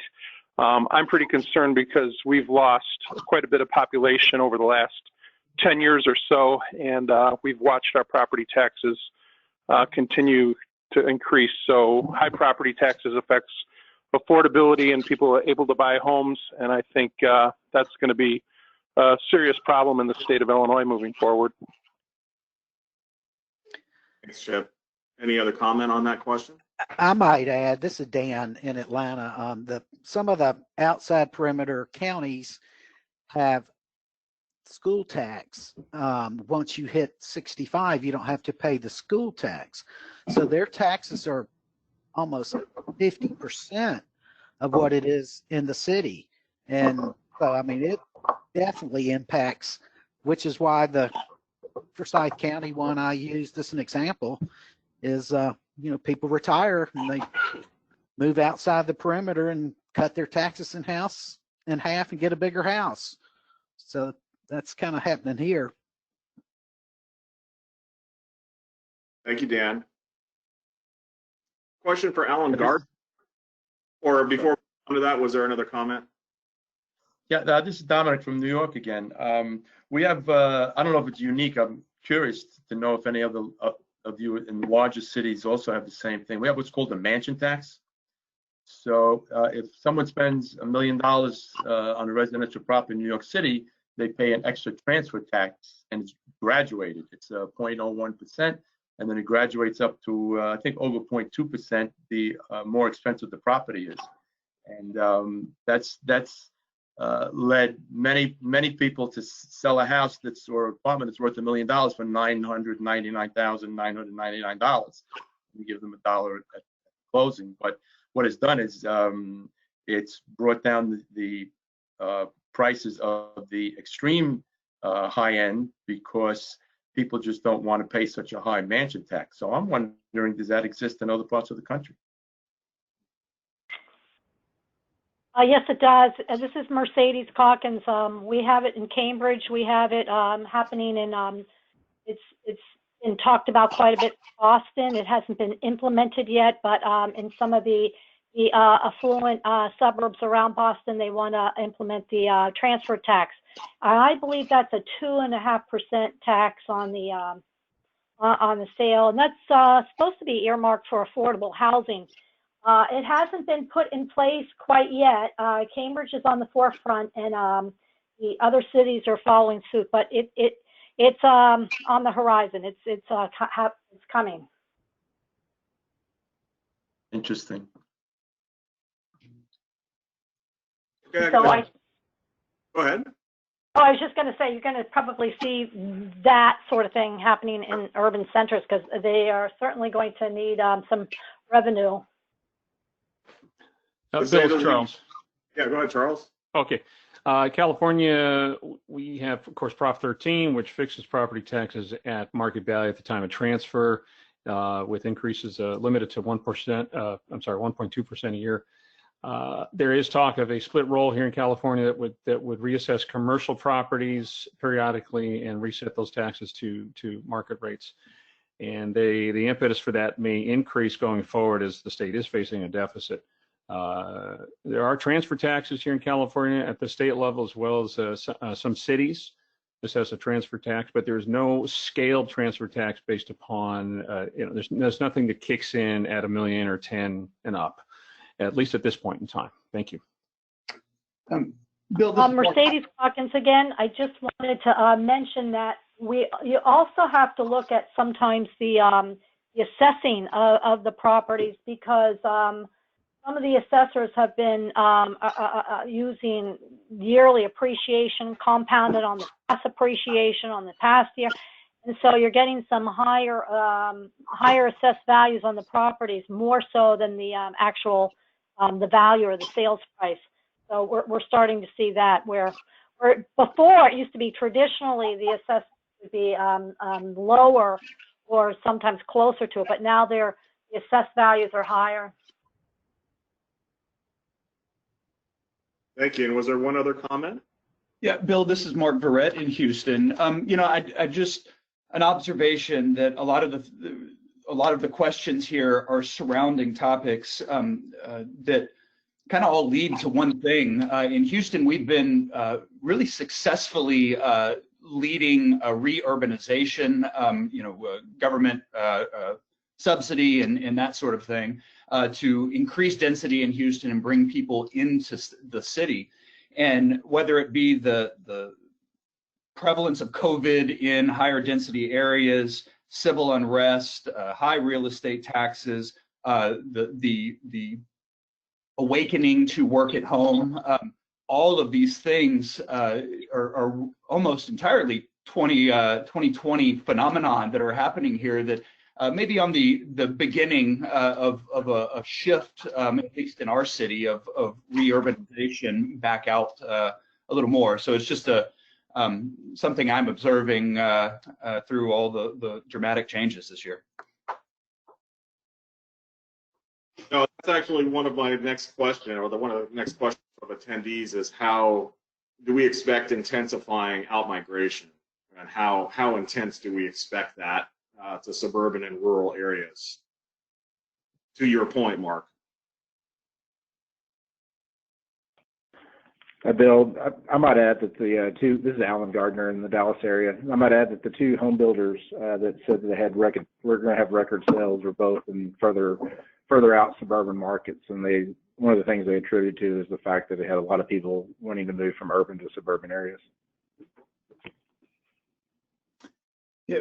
As I was saying in my presentation on Houston, it's too early to observe the out migration, those living inside the city to the suburban areas. But anecdotally, it is obvious to market participants here that those looking to buy are choosing suburban where they might not have chosen suburban before.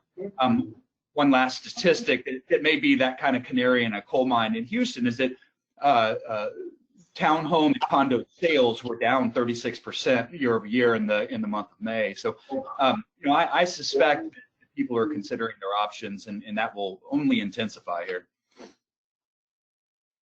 Mercedes Calkins in Boston. I would say that the millennials and the young people truly like living in a very diverse urban location. I can't see that changing anytime soon. It's we have our established neighborhoods here in the area, and of course we have so many universities. And there was some talk about over the past couple months of people migrating out. I don't see that happening because they still want convenience and they still want to be in an urban setting. So I don't think it's going to change too much here. Mercedes, this is Dominic in New York again. I agree with that perspective as far as New York City. We saw in Manhattan that Manhattan had some of the lowest rates of COVID-19, and to a large degree because people just left. They went to their second homes, or went to vacation homes, or went to parents. But projecting a year from now or a year and a half from now, yes, there may be some fear-motivated flight out of New York City in general. But I think when there's a vaccine for this, and this is all calmed down in a year or 2 years, that even those people that leave, it's going to be a small proportion of the total population of New York, and there'll be demand back again, and the younger people and millennials love to live here, and they'll fill the vacancies made by people that want to leave the city. I agree with you. Yep, I agree. This is Mike Tankersley. I agree 100%. One of the biggest problems with people moving from the cities back into the smaller towns in our area has been the lack of services, the lack of good grocery stores, the lack of good restaurants, things like that. When you have to drive 45 minutes to get somewhere to go to a nice restaurant or to find a good retail, it does get to be very difficult. And so most of the people who actually have the money to live in the more metropolitan areas of Nashville choose to do that even though they work in our areas. What I do think may happen though is we are seeing a migration coming south from the metropolitan area and into those rural areas. So some of your higher wealth individuals may choose to actually stay at what now may be their weekend homes. and stay longer there. But that's all going to depend on, can you get good cell service, can you get high-speed internet, and can you work from that location? Because there is a draw to that slower paced living, but I agree 100%. I don't think it's going to be the young people who are starting their careers. I think it's going to be somebody looking for that self-sufficiency. All right, thanks for those comments. Question for Alan Gardner: how those charts were prepared?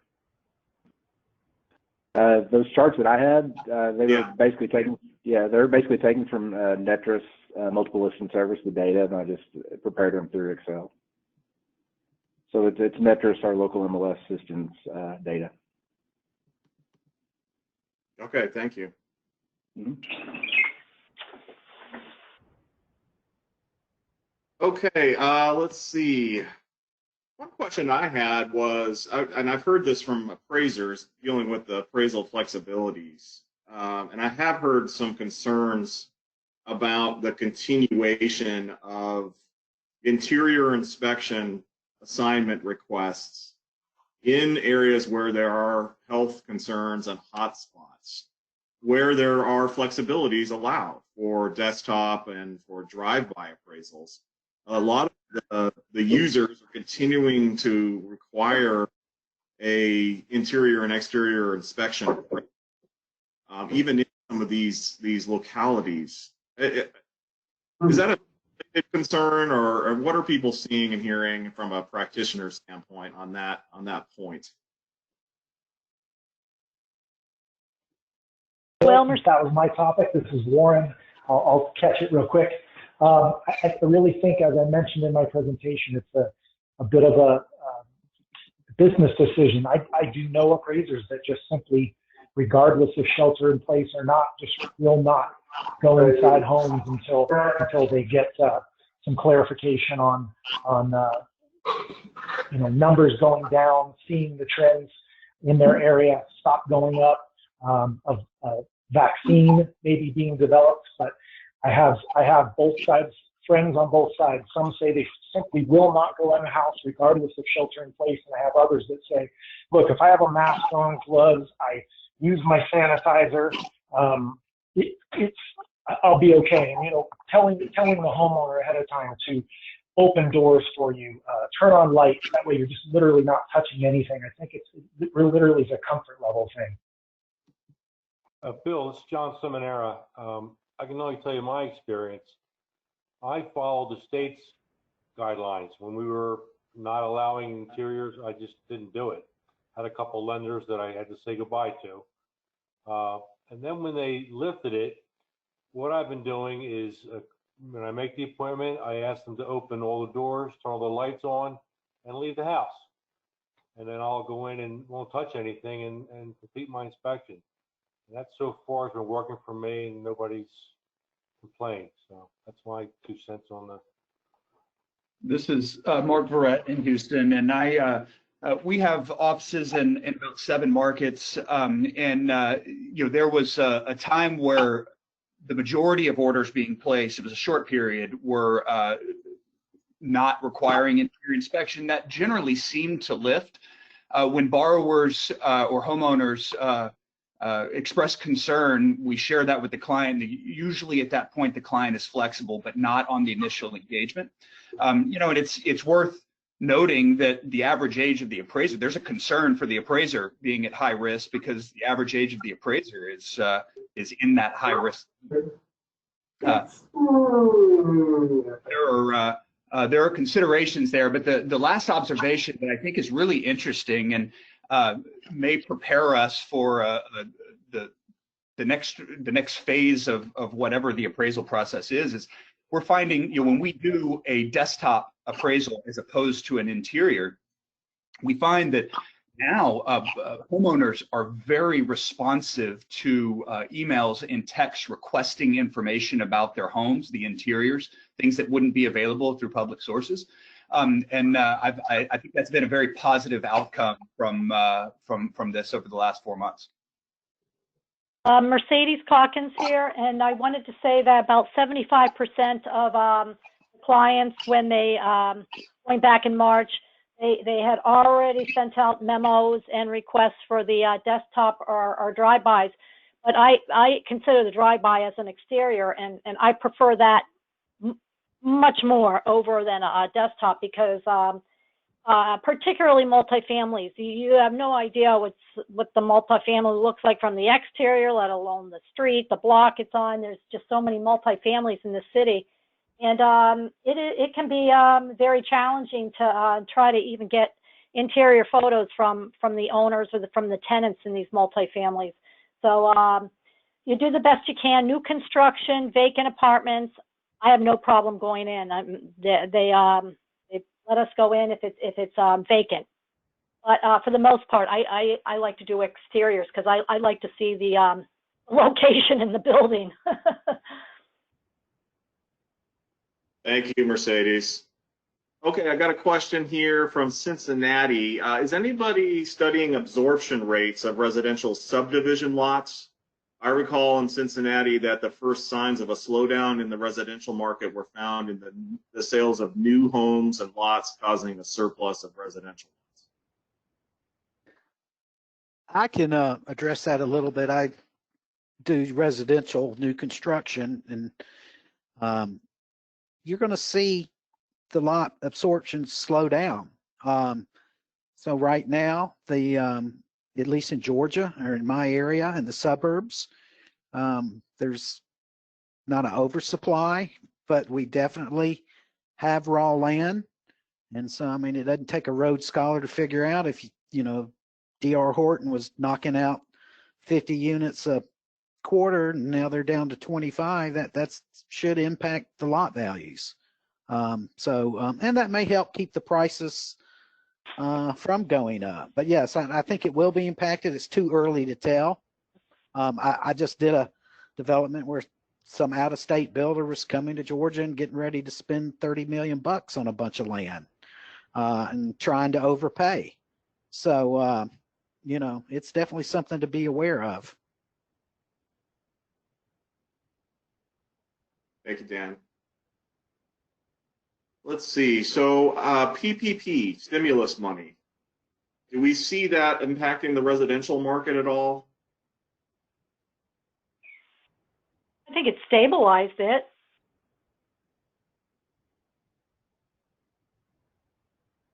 Any other thoughts?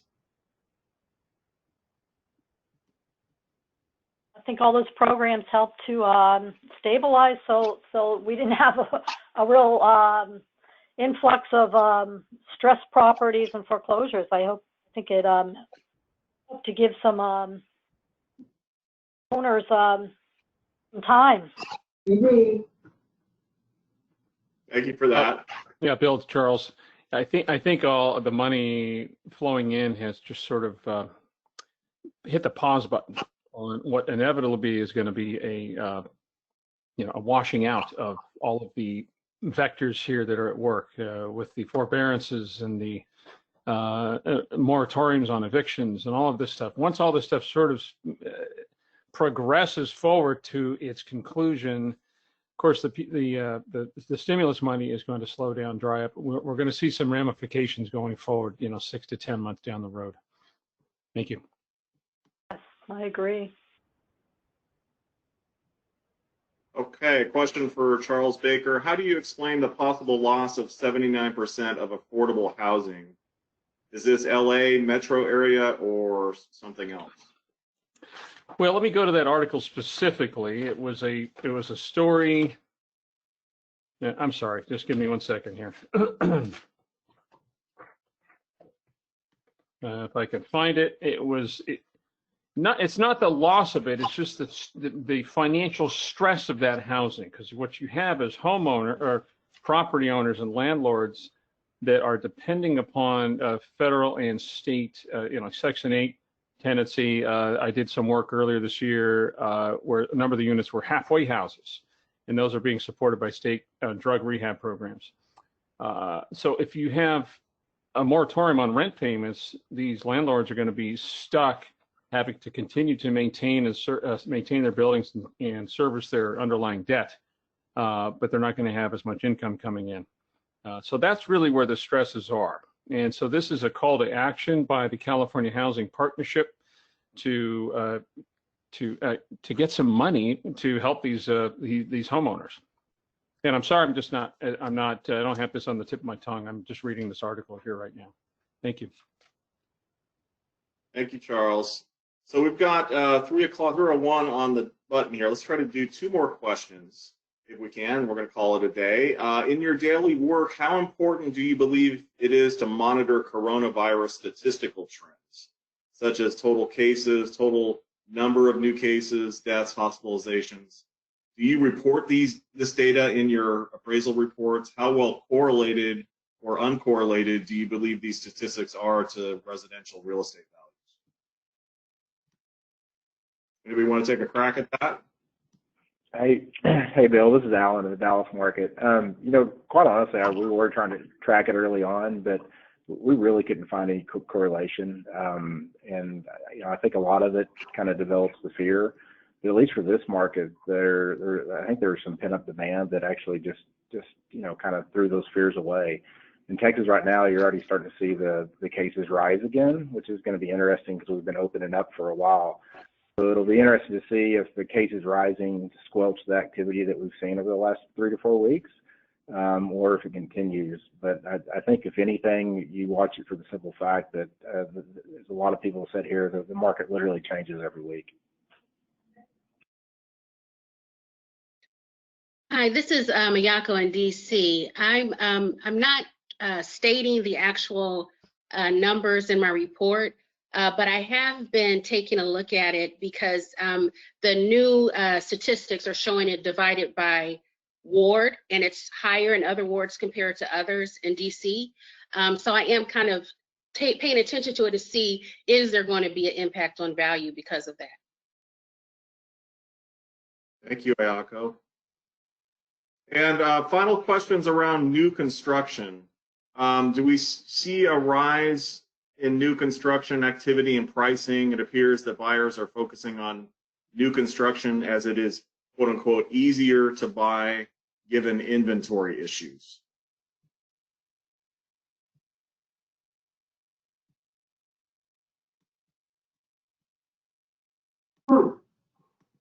Any thoughts on that, if there aren't? Well, I do a lot of new construction and resale, but I don't think there's any direct correlation that I personally see that the market has shifted that way. I think people like new construction for obvious reasons. It's new, and in our area, there is readily available. A lot of headaches involved with it, picking stuff out, dealing with we do not have the inventory of where you go there and they're already built, ready to go. So you're all of a sudden in the middle of this, it's framed and you're having to deal with it. And then you don't know exactly when it's going to close. So it makes it kind of harder sometimes to transition out of your existing home into the new home. I think if there's inventory, people probably prefer it, but I think a lot of people don't want to deal with the headache. But, it's out there, but I don't think it's significant one way or the other. It's like chocolate and vanilla. It's just what you prefer. It's in Houston, it's just 1 month of data, but it is interesting that sales volume in single family in total May over May from 19 to 20 was down 20%, but up 25% in new construction. It's just 1 month, but I didn't see any observable concerns with limited inventory or anything like that. So that's the feedback I have in Houston. Thanks, everyone. So I'm going to pull rank and ask one more question. I didn't hear a lot of discussion about foreclosure or foreclosure activity or concern about foreclosures. Is it just too early at this point, or what are we thinking about relative? Bill, yeah, Charles, I think we're all concerned about it. I just don't know that we have enough data to measure the activity yet. I just don't think that foreclosures. First of all, there's been a moratorium on for homeowners. Once that moratorium expires, and especially for people who are renting their properties, then we might see an uptick in foreclosures. Also, the short term, the Airbnb market has really been hampered a lot. Folks that were buying properties and then leasing them out to short-term tenants, that market's really been hammered hard. So we might see some stresses there initially and then spreading. But again, concern, yes, there's not enough activity to really formulate an opinion yet. Thank you. Thank you. And thanks to everyone for joining today's webinar on the valuation impacts of COVID-19 1 to 4 unit residential. Thank you for your time, and thanks to all of our speakers for their time and expertise. We hope to see you soon on our next Appraisal Institute webinar. Have a great weekend and stay safe. Thank you.